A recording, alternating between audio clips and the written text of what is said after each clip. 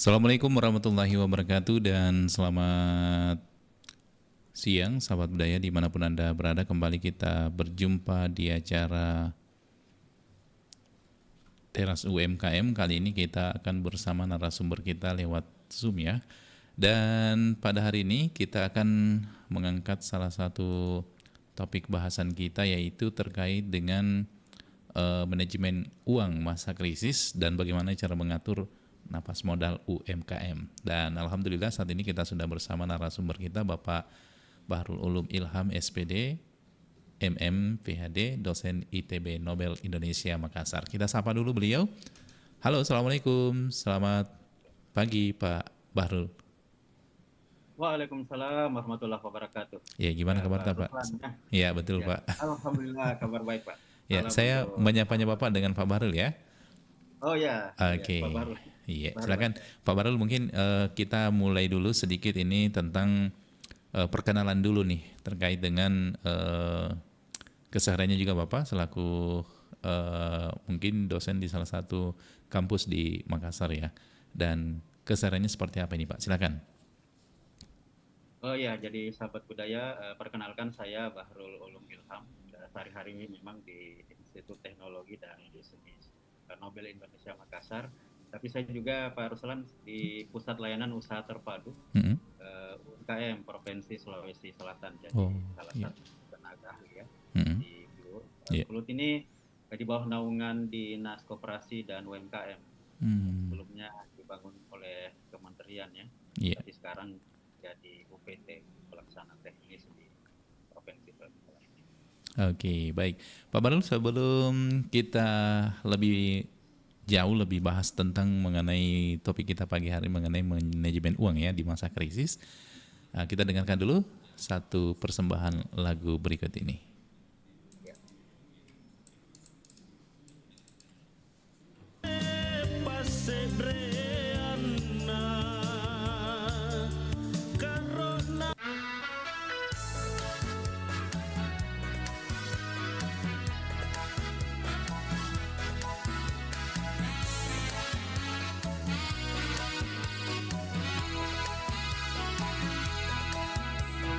Suri pancaji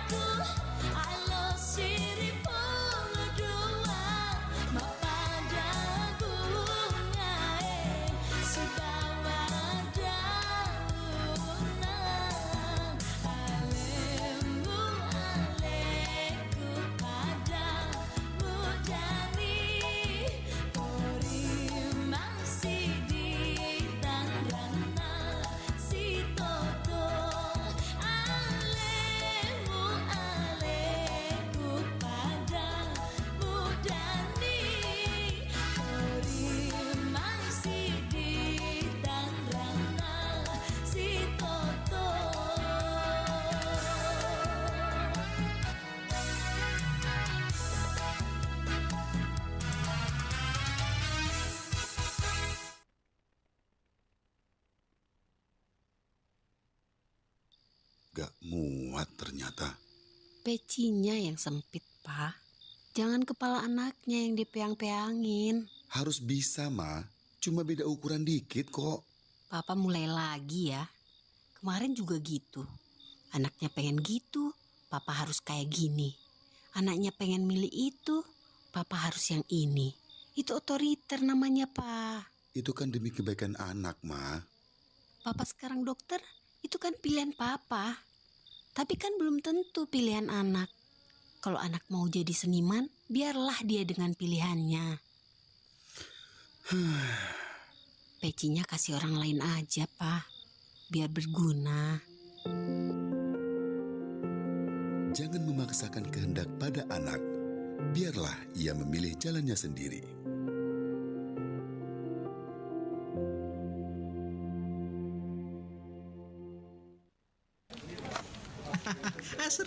Seru banget nih.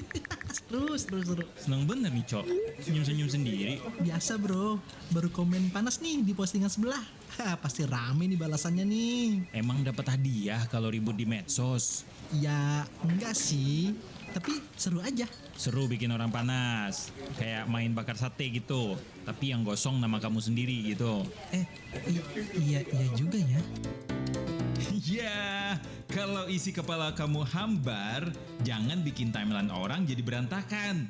Gunakan medsos dengan tanggung jawab.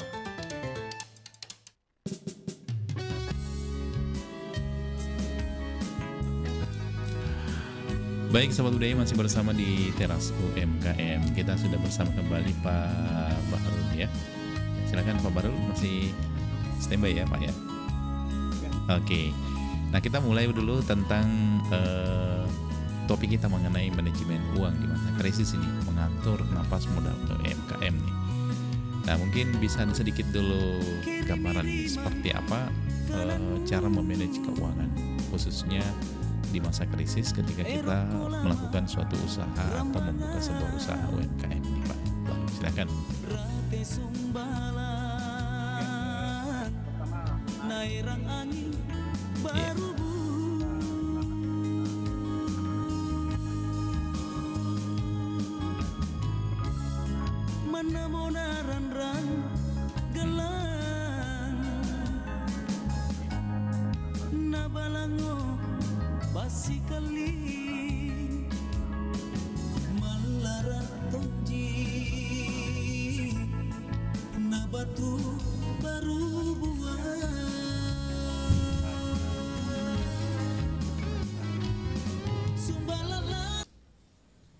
Ya. Ya. Oh ya, tadi ada ya. Baik, saya ulang ya.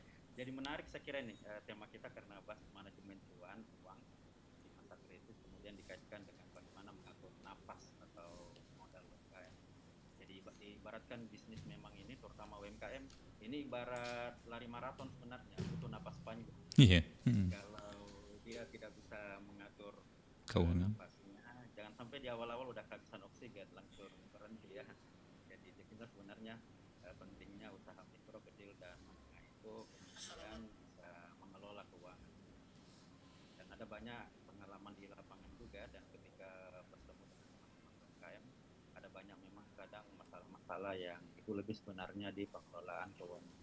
Jadi berkaitan dengan terutama misalnya kayak tiba-tiba kehabisan uang tunai ya, Iya. bayar kewajiban, bayar utang, tidak ada cash misalnya, kemudian masih bercampur antara keuangan pribadi dengan keuangan bisnis, atau kemudian tidak ada pencatatan misalnya. Jadi apalagi bicara laporan keuangan, mau tahu bisnisnya ini apakah kemudian misalnya untung dan seperti apa ke depannya, atau mengambil keputusan untuk pengembangan bisnis belum dilakukan misalnya ya. Jadi memang kalau bicara manajemen keuangan ini ya, ini bagian salah satu hal yang penting ketika bicara bisnis UMKM. Mungkin itu di awal. Iya. Nah, kalau melihat misalnya ada nih satu usaha yang misalnya buka warung-warung kecil atau jualan online rumahan ini Pak. Sebenarnya kalau kita mau mengetahui tanda-tandanya apa sih kalau misalnya modal atau napas modal usaha itu sudah mulai sesak mungkin ya, atau butuh pertolongan pertama ini? Iya. Ya, banyak memang pelaku-pelaku usaha kita itu mengeluh ya, misalnya ini kok kita mau beli bahan kok tiba-tiba uang tidak ada Iya. misalnya, atau misalnya perasaan ini kok saya Mm-mm. untung tapi kok cash tidak ada ya, Betul. atau misalnya ada banyak sekali pengeluaran-pengeluaran dan lagi-lagi lalu kekurangan uang misalnya. Jadi itu sebenarnya udah tanda-tanda itu bahwa ada masalah Mm. eh, keuangan ya Iya. pelaku UMKM kita. Jadi ya ibarat lomba lari tadi itu udah mulai napas pendek. Iya. Butuh lagi ini Hmm. supaya napasnya bisa diatur kembali untuk Iya.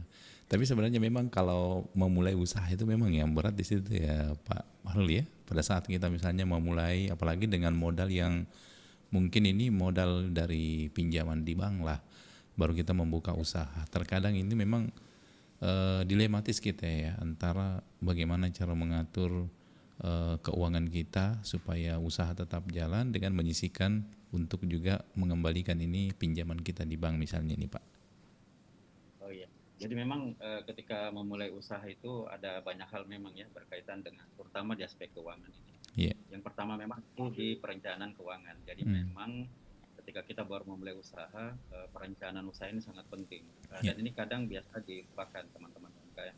Setidaknya itu teman-teman pelaku usaha atau Hmm. sahabat juga yaitu buat yang namanya simple business plan. Setidaknya rencana usaha sederhana. Rencana usaha sederhana itu misalnya target penjualannya berapa ya, kemudian siapa yang menjadi pelanggannya. Kemudian kita bisa menyusun semacam rencana arus kasnya, rencana uang masuknya. Hmm. Kira-kira uang masuk kita itu berapa, uang keluarnya berapa, targetnya kita mendapatkan keuntungan berapa. Dari perencanaan keuangan itulah kemudian jadi dasar kita menjalankan bisnis kita. Nanti kita akan melihat bagaimana realisasi antara rencana-rencana yang telah kita susun dengan pelaksanaannya ketika kita jalankan bisnis. Kemudian memang juga itu kadang yang menjadi masalah teman-teman UMKM itu tidak mencatat keuangan atau Hmm. ya sederhananya pembukuan lah. Iya. Kalaupun sudah punya pembukuan tapi tidak disiplin mencatatnya.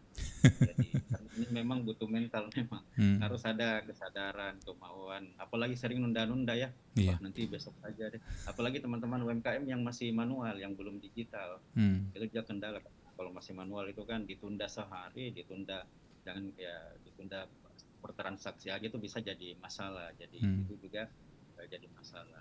Kemudian yang jadi masalah yang paling banyak memang itu ketika uang bisnis dengan uang pribadi itu masih bercampur. Itu dia. Di dompetnya belum dipisah atau rekeningnya masih belum dipisah, jadi dicampur baurin antara uang pribadi dan uang bisnis. Jadi ini juga memang kadang yang menjadi problemnya di banyak UMKM. Kemudian memang sebagai pelaku usaha memang kita harus itu udah mulai berpikir menyiapkan dana darurat.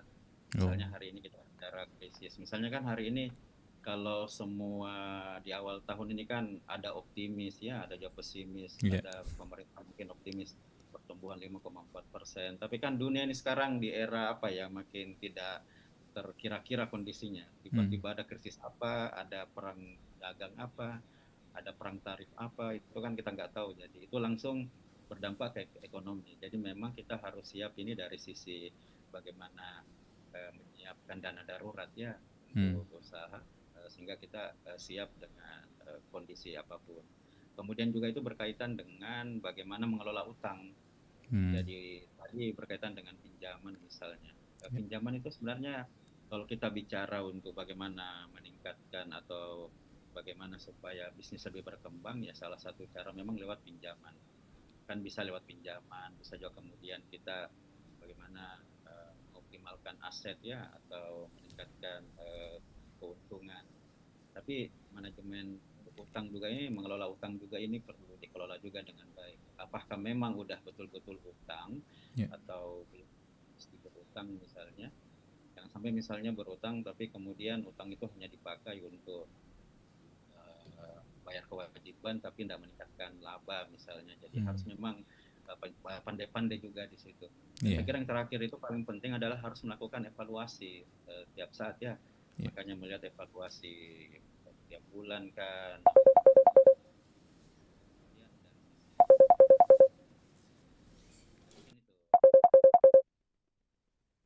Hmm. Halo. Jadi saya kira itu ya Ya, untuk baik. ya. Baik, Pak Barul, memang menarik sekali tadi ini bahwa masih terkadang ada apa namanya dari sahabat budaya kita mungkin yang berusaha, tapi itu tadi belum bisa memisahkan antara apa namanya uang jualan dengan uang pribadi ya. Nah ini menarik ini tadi karena itulah yang sering menjadi tantangan. Terkadang itu masih sering mencampur uang belanja dapur dengan uang modal usaha.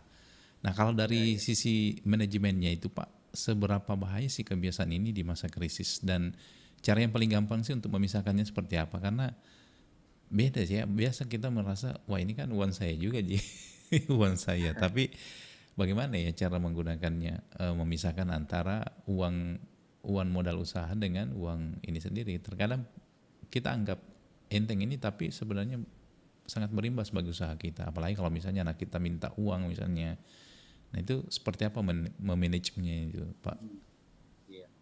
Jadi kalau saya ibaratkan kalau uang dapur tadi dengan uang bisnis itu masih campur, atau uang pribadi dengan uang bisnis masih campur, sebenarnya bisnis kita itu dia berjalan tanpa rem sebenarnya. Oh iya. Jadi tidak bisa diatur ya kecepatannya atau bagaimana.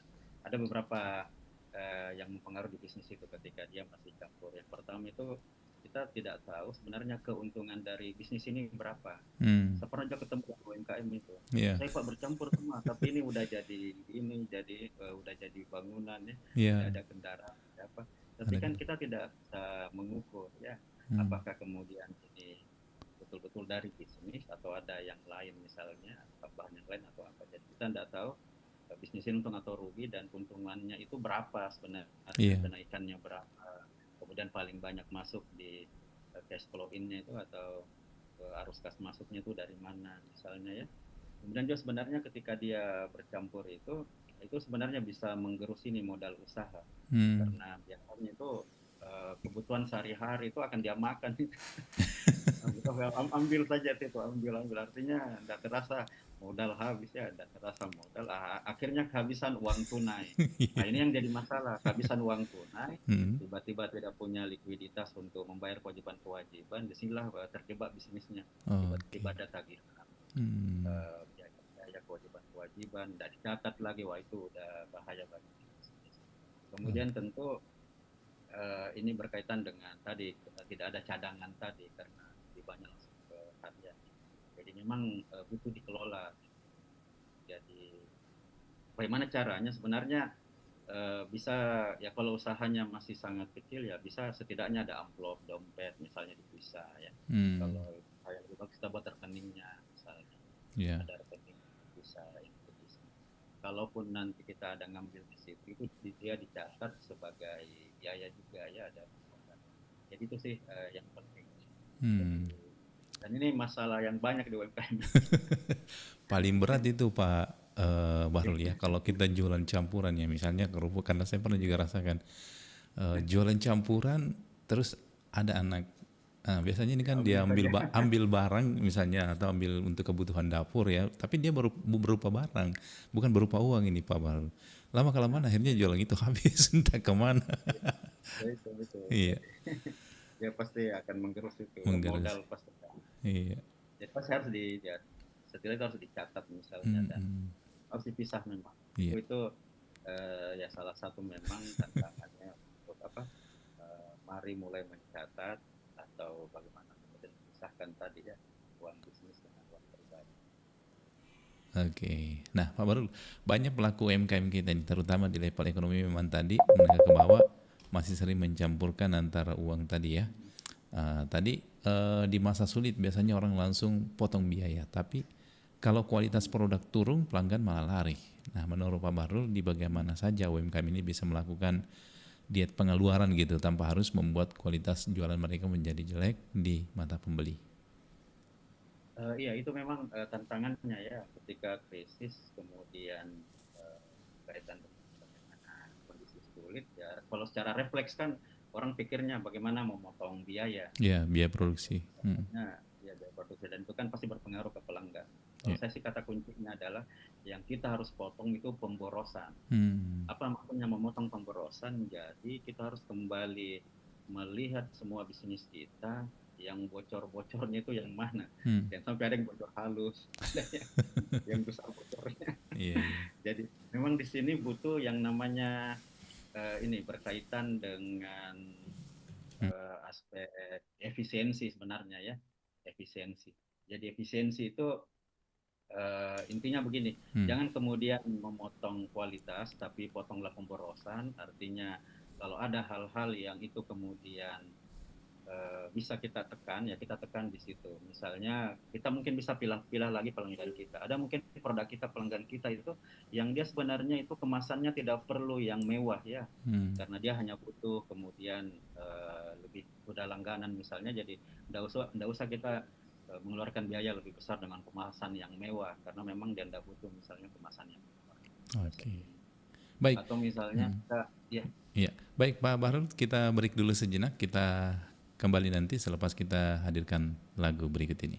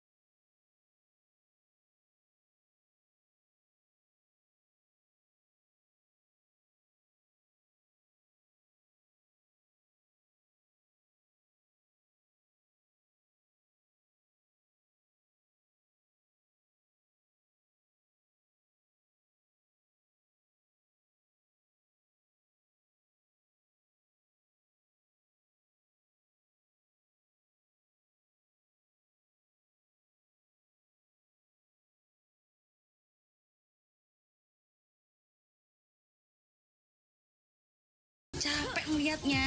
Wih, aku tuh main buat healing. Healing sih oke, tapi jangan sampai otak kamu tuh buffering terus. Emang kenapa? Coba deh ganti 15 menit game kamu itu buat baca komik kek. Asal jangan baca chat mantan. Yuk teman Pro 2, isi otak bukan cuma kuota. Baca ringan hari ini bisa jadi ide besar besok.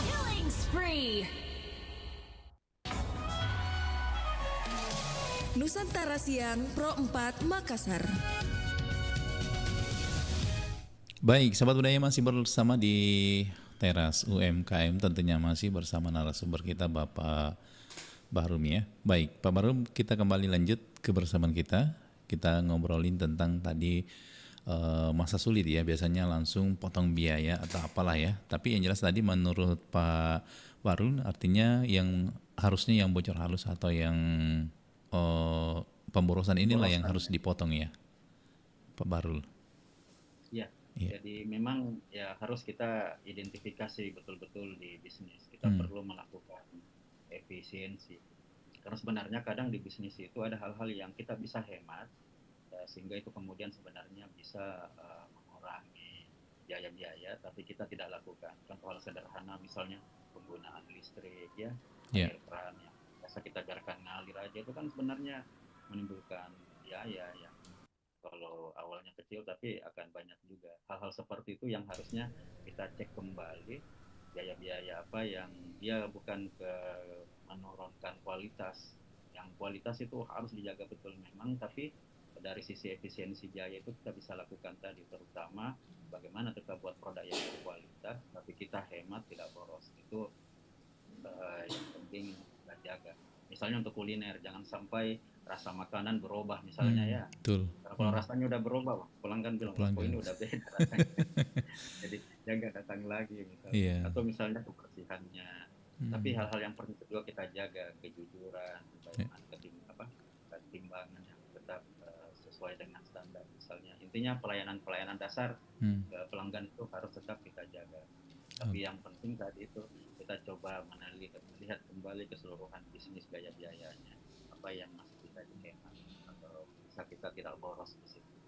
Mungkin kita tidak tahu bahwa ada kebocoran bisnis. Mungkin itu ya. Oke. Nah, kemudian biasa juga kita dengar istilah cash in king ya, atau raja, uang tunai itu adalah raja. Nah, untuk UMKM ini mungkin penjualannya yang lagi lambat ya, atau ada mungkin strategi yang bisa dilakukan supaya uang ini tetap berputar ya. Kira-kira ada nggak solusinya ketika misalnya supaya kita bisa memutar uang ini supaya cepat berkembang begitu usaha kita, Pak? Silakan. Oh iya, cash is king atau cash atau tunai, uang tunai itu adalah raja. Itu memang sangat tepat ya, apalagi untuk UMKM. Karena kalau bisnis mau jangka panjang sebenarnya jangan hanya melihat dari sisi omset saja, tapi untuk jangka panjang itu memang salah satunya adalah mengelola uang tunai ya. Cash. Jadi jangan sampai tadi tuh kehabisan uang tunai. Jadi banyak bisnis itu sebenarnya dari sisi omset itu ada, tapi dia bisa kemudian bisnisnya tutup karena tadi dia tidak bisa manage mengelola uang cashnya, akhirnya kehabisan uang tunai. Tidak ada secara likuiditasnya untuk segera membayar kewajiban-kewajiban.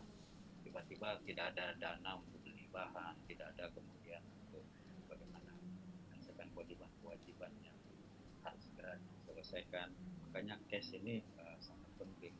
Jadi memang di sini penting sekali lagi tadi mengelola keuangan ya. Jadi itu ada banyak cara supaya tetap uang berputar ini. Bagaimana strategi di UMKM supaya tetap berputar. Ada beberapa hal saya kira yang bisa dilakukan, misalnya dari sisi pembayaran misalnya ya. Kita bisa misalnya melakukan pembayaran di depan, itu kan bisa kita lakukan. Artinya kita kalau memang kita bisa percepat pembayaran.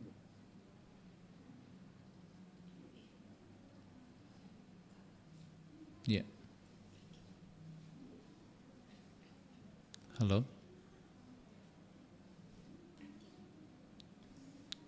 Oke, kita coba menghubungi kembali Pak Bahrul ya. Ada sedikit gangguan teknis ini sahabat budaya, suaranya tidak terdengar mutiki mungkin ya, atau bagaimana? Iya.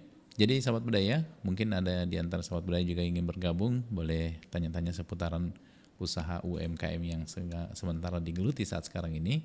Mungkin Anda bisa nanti bergabung di line telepon kami di 0811 400 9250. Mungkin bisa bergabung lewat telepon biasa ya, karena kalau lewat telepon biasa, coba kita terima dulu. Ada yang mau bergabung kayaknya nih. Assalamualaikum. Assalamualaikum. Iya, dari Pak Iqbal, dulu Pak lagi. Oh, Pak Iqbal. Iya, Pak Iqbal di mana ini? Di Jalan Urip ya? Panaikan. Panaikan. Oke, silakan pertanyaannya mungkin dulu ke narasumber kita nanti. Silakan Pak Iqbal, apa nih yang ingin Apa topiknya? terkait dengan UMKM, obrolan UMKM nih. Iya. Pertanyaan saya itu bagaimana UMKM itu supaya bisa berkembang. Itu aja? Iya, itu aja. Simpel aja. Baik, terima kasih Pak Iqbal ya. Baik, sahabat budaya, kita coba tampung dulu pertanyaan dari Pak Iqbal tadi. Sebentar kita kita kasih dulu kembali lagu. Sebentar kita akan mencoba menghubungi narasumber kita dan sedikit gangguan teknis ya. Tetap bersama kami di Pro 4 FM, Suara Budaya Sulawesi Selatan.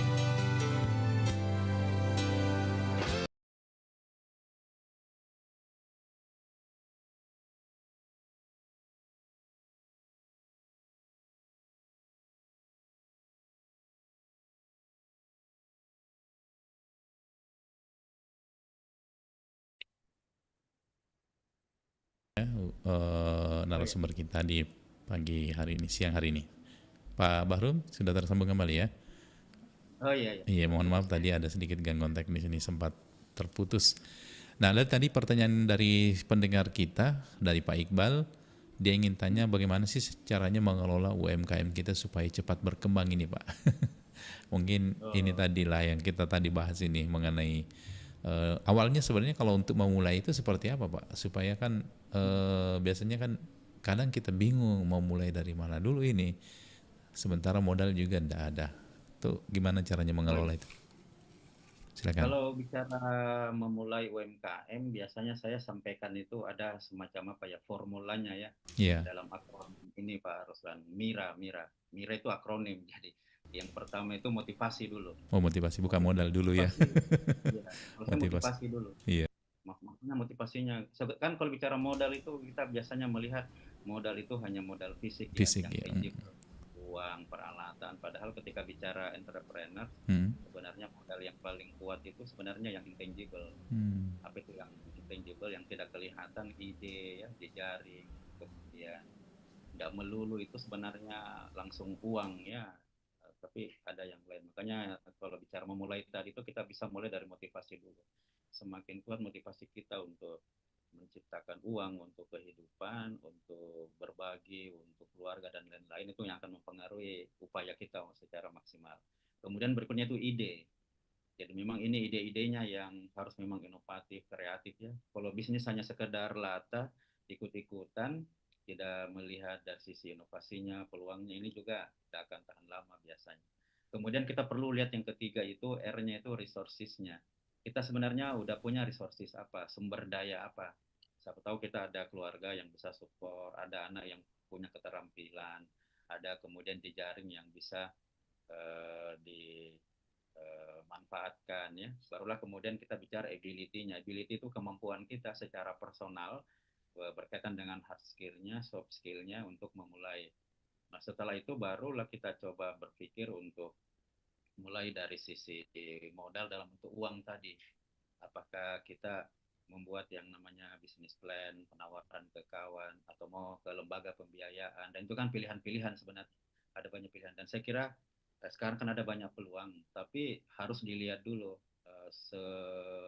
bagaimana kemampuan kita tentunya ya untuk memulai dan menjalankan itu. Saya kira mungkin itu. Kalau pertanyaannya tadi, bagaimana UMKM bisa scale up, bisa berkembang, bisa naik kelas, itu memang ada banyak tantangan memang kalau bicara UMKM bisa berkembang. Kalau saya lihat itu kan bisnis itu ada banyak fondasi-fondasinya, jadi ada pilar-pilarnya, fundamentalnya.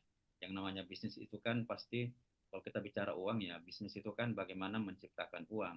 Nah, untuk menciptakan uang ini ya harus kita meningkatkan omset, penjualan. Yang kedua itu harus ada yang namanya memuaskan pelanggan. Kalau pelanggan puas, pasti ada yang namanya eh, pembelian berulang ya. Ada di situ pelanggan yang akan membeli kembali. Kemudian untuk meningkatkan uang tadi di bisnis ya harus yang tadi efisiensi biaya. Jadi efisiensi biaya tadi itu melihat atau mengurangi biaya-biaya yang bisa kita kurangi. Kemudian yang tentu berikutnya adalah meningkatkan kinerja di bisnis. Itu pondasi-pondasi yang bisa kelihatan. Tapi semua pondasi atau tiang-tiang tadi itu sangat berpengaruh juga dengan beberapa tiang lainnya yang tidak kelihatan. Misalnya tadi saya sebut motivasi. Orang yang punya motivasi yang kuat ketika mengembangkan usahanya, bukan sekedar misalnya untuk makan hari ini, tapi dia punya motivasi yang lebih kuat, misalnya untuk keluarga, membantu sesama, untuk bagaimana ke umat misalnya, itu biasanya omset berapapun akan dia coba tingkatkan karena motivasinya sangat tinggi. Kemudian tadi misalnya memuaskan pelanggan. Ketika dia bangun bahwa manusia itu punya harga diri, punya martabat, jadi dia memuaskan pelanggannya itu bukan karena hanya sekadar bicara cuan, tapi itu dari hatinya. Jadi dia tulus memuaskan pelanggan karena dia sadar bahwa manusia punya martabat, punya harga diri yang kemudian itu harus dilayani dengan sebaik hati. Kemudian tadi misalnya berkaitan dengan bagaimana efisiensi biaya. Efisiensi biaya kita bisa lakukan ketika kita punya namanya mental kaya. Karena beda itu mental kaya dengan sok kaya ya. Mental kaya itu mentalnya yang kita punya, kita tahu ini kebutuhan, ini keinginan. Ada orang itu kenapa tidak bisa mengelola keuangannya karena dia itu lebih ke gaya, style, mau dilihat misalnya, padahal itu bukan kebutuhan misalnya. Itu namanya mental kaya, tahu skala prioritas, tahu mana kebutuhan, mana keinginan, tahu mana kewajibannya yang utama, mana kewajibannya pada Allah, kewajibannya kepada manusia. Jadi jangan sampai banyak kejadian itu ditagih dengan yang kasih utang karena dia malah foya-foya utangnya tidak dibayar misalnya. Jadi harusnya kita punya mental kaya bukan sok kaya. Itu berkaitan dengan mentality efisiensi. Dan tentu yang tadi juga misalnya berkaitan dengan bagaimana kinerja itu kan kepemimpinan juga, kepemimpinan diri, menggerakkan staf, karyawan. Jadi memang kalau bicara bagaimana mengembangkan UMKM bukan hanya bicara manajerialnya, tapi ini sebenarnya kita juga berkaitan dengan orangnya dari sisi karakteristiknya, jiwanya, mentalitinya. Jadi sama tadi ketika kita mengelola cuan ini kan ya manajerial sebenarnya, tapi kembali ke orangnya, bagaimana memandang uang, bagaimana kemudian berskala prioritas, bagaimana yang tadi melihat kebutuhan, keinginan, mana yang wajib, yang utama, mana yang bisa ditunda, kembali ke itu saya kira. Oke.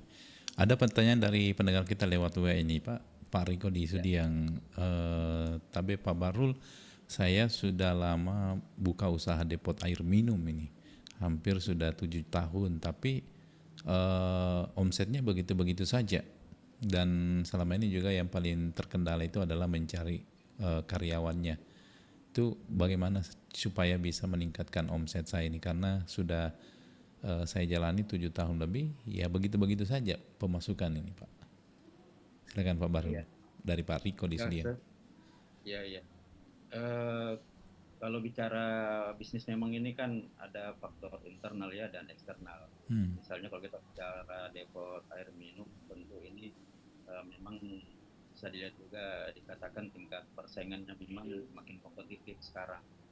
Jadi karena persaingan yang makin kompetitif, mau tidak mau memang kita harus bisa improve, bisa meningkatkan dari sisi pelayanannya sendiri, kemudian dari sisi produk ada nilai lain yang kita bisa berikan.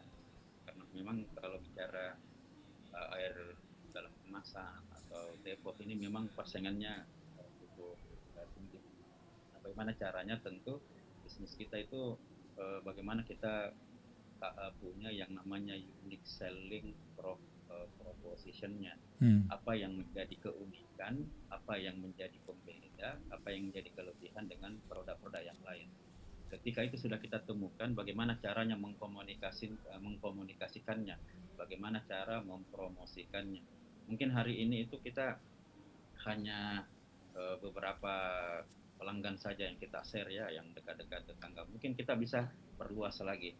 Dan kalau saya lihat di era sekarang itu memang untuk tingkat kompetensi yang makin tinggi itu setidaknya itu ada 3 yang utama kalau saya lihat. Yang pertama itu adalah kita harus tidak mau go digital. Maksudnya go digital memang untuk perluasan pasar, ya bagaimana kita coba juga misalnya optimalkan sosial media, optimalkan kemudian beberapa media yang sifatnya online, karena hari ini tuh udah keharusan. Kalau kita nggak punya media digital itu agak susah kita untuk bersaing.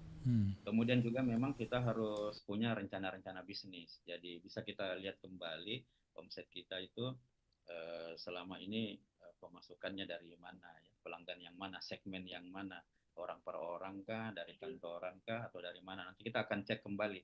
Kita mau perluas pasarnya. Selain segmen yang kita selama ini layani, adakah yang lain untuk kita coba sasar. Kemudian berikutnya memang yang kita perlu pikirkan juga itu adalah beradaptasi. Jangan sampai omset kita tidak meningkat ini karena kita lupa melihat bahwa pelanggan sekarang udah berubah. Maksudnya berubah cara mereka mau bayarnya, berubah cara melayani customer. Mungkin maunya dia ada di lewat WA atau apa. Artinya kita perlu cek kembali itu, karena beradaptasi itu sangat penting di era sekarang, karena sekali lagi selera pelanggan hari itu berubah. Tentu ketika mereka dapatkan layanan yang lebih bagus, mereka dapatkan produk yang punya nilai tambah yang lebih, bisa saja itu mereka pasti beralih. Mungkin secara umum seperti itu. Baik. Oke, terakhir mungkin ini Pak, tadi sempat disinggung masalah pencatatan ya. Sebenarnya mengawali usaha itu biasanya kan kita memang harus ada pembukuan ya. Seberapa penting itu Pak pembukuan bagi UMKM, meskipun usahanya sangat kecil, tapi memang perlukah ada pembukuan sendiri itu? Ya, tentu pembukuan itu sangat penting. Jadi nanti memang ini melihat juga dari usaha. Kalau di awal itu setidaknya kita mulai membuat sebenarnya bagus kalau kita buat dari segi rencana dulu. Setidaknya rencana usaha sederhana. Jadi kita buat rencana, misalnya produk saya apa, rencana uang masuknya berapa, target penjualan saya berapa, kemudian saya mau dapat keuntungan berapa. Jadi kita itu ada kayak semacam panduannya, ada kayak semacam jalannya ya. Kan beda tuh kalau kita bisnis asal tanpa jalan panduan ya. Tidak ada panduan. Itulah gunanya. Makanya di bisnis yang paling awal itu kita harus bisa menghitung sebenarnya seperti HPP-nya, harga pokok penjualannya, harga pokok produksinya. Orang bilang modalnya. Sebenarnya kalau saya jual kue ini, dengan saya jual seperti ini 1 kali produksi, marginnya atau keuntungannya per 1 kue itu berapa, harga pesaing saya berapa, saya jual berapa. Jadi hal sederhana seperti itu. Setelah ketahuan kita mau untung berapa, kita lihat pesaing. Setelah itu kita buatlah rencana-rencana sederhananya, target penjualan kita berapa bulan ini, berapa. Oh, kalau Ramadan ini bisa meningkat 50% karena ramai. Kita targetnya berarti harus tinggi di situ. Nanti kita lihat, kita buatkan dulu, rencana uang masuk saya itu ada berapa di bulan Januari, Februari, dan seterusnya. Nanti kita akan di catatan itu kita bisa bandingkan. Oh, saya rencananya bulan Juli ini uang masuk itu harusnya ada 7 juta misalnya. Oh, ini hanya 5 juta. Kira-kira ini masalahnya di mana? Oh, mungkin karena ini. Itu pentingnya itu. Jadi sebenarnya pencatatan itu awal untuk kita nanti membuat sebenarnya laporan keuangan. Tapi laporan keuangan ini sih sebenarnya ini nanti menyesuaikan juga dengan skala bisnisnya. Jadi kalau awal ya setidaknya mencatat dulu berapa uang masuk, berapa uang keluar, kemudian saldo berapa pemasukan, biaya-biaya berapa, itu setidaknya itu dulu. Jadi bisnis kan profit, jadi kalau tidak dicatat bagaimana mau ditahu profitnya, apalagi tadi kalau campur baur tadi. Jadi sebenarnya seperti itu kepentingan atau tujuannya. Lebih jauh sebenarnya nanti itu kalau bisnis kita makin berkembang itu pencatatannya itu atau laporan keuangan itu menjadi sangat penting, karena itu nanti menjadi dasar untuk mengambil keputusan apakah bisnis ini akan beli lagi aset, apakah saya beli lagi mesin-mesin, apakah saya kemudian bisa buka cabang. Itu tidak bisa kita lakukan kalau tidak ada laporan keuangan. Dan tentu juga sekarang kalau ada investor, ada kemudian dari pemerintah mau memberikan pembiayaan, lembaga keuangan pasti yang dia minta laporan keuangan. Kalau tidak ada laporan keuangannya ya pencatatannya pasti akan sulit untuk dibantu. Makanya bisnis itu biasanya dilihat dua, dari sisi bankable-nya. Bankable itu layak secara keuangan, dan itu semuanya di pencatatan atau di laporan keuangan. Kemudian visible-nya itu biasanya dilihat dari pasarnya. Adakah kemudian orang yang mau beli ini, potensi pasarnya gimana. Kalau saya bantu ini kasih pembiayaan sebagai pemodal, saya suntik ini dana, apakah uang saya kembali, apakah ada bagi hasil yang saya dapatkan. Jadi seperti itu Pak Hasannya. Oke, baik. Sepertinya menarik sekali obrolan kita ini Pak Bahrul, tapi sayang sekali waktu sangat terbatas. Mungkin ada yang ingin disampaikan dulu Pak sebagai mungkin memotivasi kepada pendengar kita, khususnya yang tengah menggeluti dunia usaha saat sekarang ini. Silakan Pak. Ya, jadi sesuai dengan tema kita, jadi mengelola cuan atau di masa krisis. Krisis itu memang ya sekarang kondisinya tidak bisa kita prediksi ya. Jadi kita harus selalu siap. Kata kuncinya itu sebenarnya yang bertahan itu bukan yang paling kuat, tapi sebenarnya yang paling responsif. Artinya dia bisa beradaptasi dengan kondisi hari ini. Jadi ngatur nafas itu ibarat kita lari maraton, butuh nafas panjang. Jadi UMKM ini bisa mengatur bagaimana irama larinya, tentu dengan bagaimana caranya, salah satunya dengan mengelola keuangan dengan baik. Keuangan ini kan ibarat darahnya, ibarat aliran darahnya. Kalau aliran darahnya lancar, tidak ada sumbatan-sumbatan, itu akan mempengaruhi semua di bisnis.